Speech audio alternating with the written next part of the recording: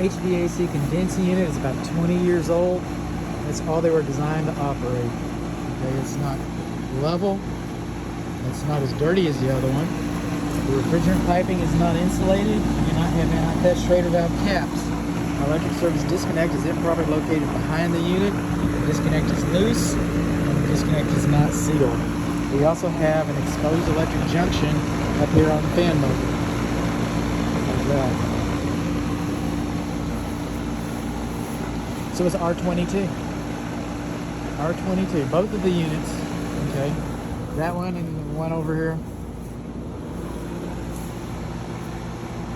R22 is no longer manufactured, no longer imported in the United States legally. It's an obsolete refrigerant.